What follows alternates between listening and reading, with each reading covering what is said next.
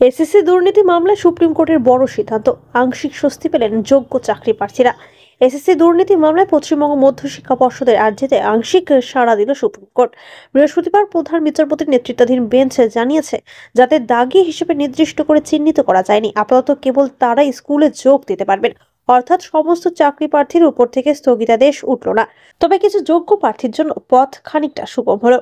শুধু তাই নয়, সুপ্রিম কোর্ট স্পষ্ট নির্দেশ দিয়েছে, আগামী 31শে মের মধ্যে রাজ্য সরকারকে হলফনামা দিয়ে জানাতে হবে যে চলতি বছরের মধ্যে পুরো নিয়োগ প্রক্রিয়া সম্পূর্ণ করা হবে।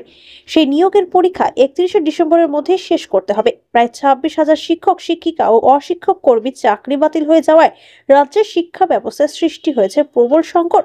সেই সংকট কাটাতেই যোগ্যদের অস্থায়ীভাবে কাজে ফেরাতে চেয়েছিল মধ্য শিক্ষা পর্ষদ। আদালতের এই নির্দেশে আপাতত সেই আবেদনে আংশিক সাড়া মিলল। এই প্রেক্ষাপটে রাজপথে নেমেছে বাম, ছাত্র ও যুব সংগঠনগুলি। বৃহস্পতিবার করুণাময়ী থেকে এসএসসি ভবন অভিযানের ডাক দিয়েছে তারা।